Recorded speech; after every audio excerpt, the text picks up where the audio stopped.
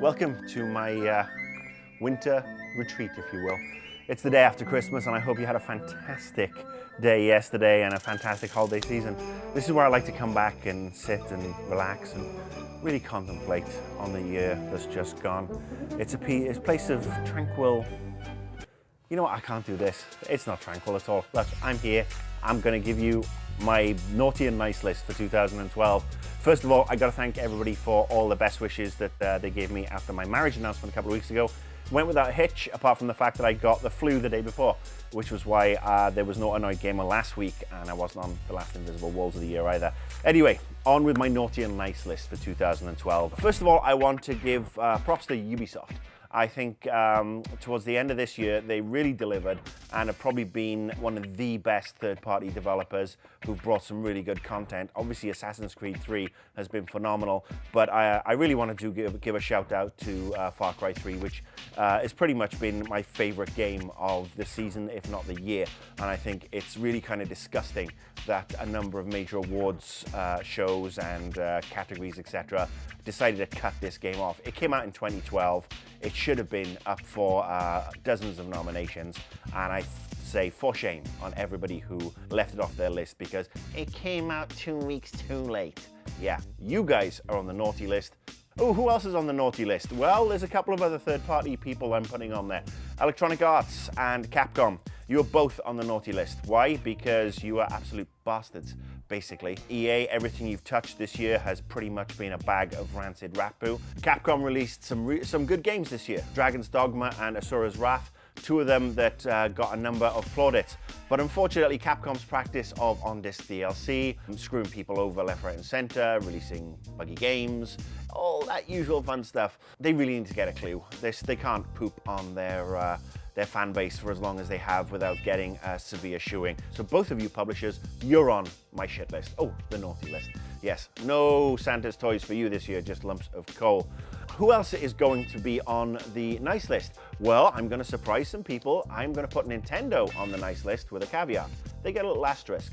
Nintendo at least did release a new console this year, and they do have a very, very good way of dealing with online and indie developers for the Wii U. Simply, they're letting people set their own prices, set their own sale terms. They're being very flexible, almost Apple-esque, dare I say it, with the Wii U and the indie scene. So you get a nice for that, Nintendo. And then onto the naughty side, well, Microsoft, Sony, and Nintendo. Microsoft, you should have released a new console this year. You've really done nothing other than just take money out of our piggy banks all year long, pushing Kinect crap and this gaming hub thing that's the entertainment center and bollocks to that. I've got a TV that streams Netflix and everything else. I really don't need to worry about a 7-year-old console doing that. Sony, at least you tried initially with the Vita before really giving up the ghost, and there are some green shoots of recovery with the Vita, but we'll take that into the new year and see how it goes. Your first party lineup, I have to say, for this Christmas has been shocking and nowhere near the standards we've come to expect from you for the last couple of years. So yes, you get a lump of coal and a kick in the nuts. And Nintendo, yes, I give you props for releasing a new console. 4 years too late. Welcome to the Wii HD from 4 or 5 years ago. And let's talk about the Wii Mini. Oh, let's not. I ranted about it a couple of weeks ago. Nintendo, I really don't have any faith in you right now. And I think that if we do get a PS4 and a 720 announced in the new year, maybe just after the end of the fiscal year in March, April, I think you are going to be in a heap shit of trouble because the sales of the hardcore fanboys alone will not keep you afloat. And it's the sales of the hardcore Nintendo fanboys, not anybody else, because we know everybody else will go to the new console for Call of Duty and all the other various iterations of games like BioShock and all that. So Nintendo, yeah, you're kind of screwed. All right, so who else am I going to give nice things to? Well, I'm going to give nice things to indie developers. Congratulations, this has been the year that the indie has come of age. I mean, there's been some great indie games over the last 3 years, 4 years, but this is the year that with Journey, Unfinished Swan, The Walking Dead, that they've really come to major mainstream notice. And I couldn't be more pleased, to be honest with you. Journey, as I've said before, is a fantastic game. Unfinished Swan, Tokyo Jungle, The Trials Evolution, love that game. There are a lot of people who like Fez, Mark of the Ninja, another great game. And of course, The Walking Dead, the return of the point-and-click episodic adventure that is something very beloved to me, having played point-and-click growing up. I think it's fantastic. And I'm going to put on the naughty list people who are comparing Heavy Rain to The Walking Dead.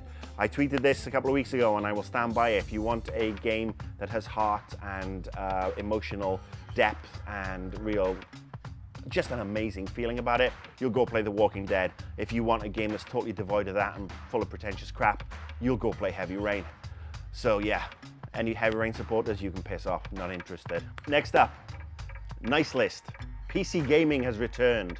So nice presents go to all the third-party publishers who've decided to release quality versions of their PC games this year. They seem to have got it, that we can make money from PC games because we have Steam and the way they do DRM. I mean, Ubisoft have Uplay, and Uplay is pretty horrible.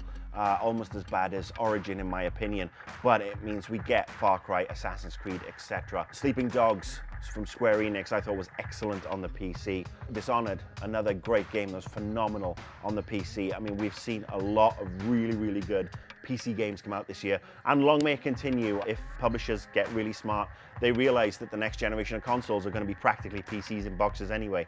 So you're developing on a PC emulator for these systems. You can do a PC version, stick it on Steam, and make some good money without worrying too much, hopefully, about piracy. Okay, naughty list. This goes out to the so-called journalists who are practically nothing more than shills for certain companies. I'm not going to bother giving you any promotion. You know who you are, and anybody with a brain knows who you are. I've covered this during 2012, and this is the year that's really come to prominence, but there are journalists who basically sit on YouTube and proclaim to be world's greatest journalists and honest and bullshit like that, when everybody knows that you're about as legitimate as a $9 bill. There's also obviously the issue in the UK, where the UK needs to clean up its Gaming Journalism Act, and I'm sure it's all over the world. There are lots of people being naughty with their shenanigans. What I will say to you, the public, is do your research, take a look at the people you are following, the people you are watching, and if they are saying a certain game is the best game in the history of the world and everybody else is calling it a bag of stink, do some research, and who knows, you may find that that person has been paid to do something for that publisher. When I get sent a copy of something, I say I get sent a copy of something, and I'm certainly not going to shill for it. If it's bad, I'll say it's bad. But I'm not going to finish off on the naughty list. I'm going to basically do something, finish off with a nice list. And I got to say, the nice list is the fact that in 2012, we were surprised by how strong the year was. I know some people have said that it's not been a banner year. I think given all the issues that the games industry's faced this year, with regards to having to deal with out-of-date software across the board from consoles old and new, I think the third-party developers really have come through and have saved the day. The indie games have been phenomenal. We've had some great stuff from Bethesda, from Ubisoft, from a bunch of other places. So to those guys, I hope you had everything you wanted over the holiday season, and I hope you're enjoying your break so that we can have a kick-ass and killer new year for the gamers. One last thing. Obviously, I wasn't around to comment on the shootings that happened in the school in Newtown a couple of weeks ago. My heart goes out to everybody who was involved with that. It's a terrible tragedy. And I will say to the zealots at Fox News and the Jack Thompsons of this world, don't blame video games. Video games don't put a gun in somebody's hands. Blame the lax, archaic gun laws in this country. Take the guns out of people's hands, then people will stop getting shot. Call of Duty is not a murder simulator. Try firing an AK-47 in that game, then in real life. Totally different experience. I know of which I speak because I've done both. All right, thank you. I hope you had a good Christmas. Join me next week where I will be going through some gaming resolutions for 2013. Until then, thank you very much. I am Marcus Beer. Follow me on Twitter. I am Annoyed Gamer. Peace, love, harmony, and a good single malt. See ya.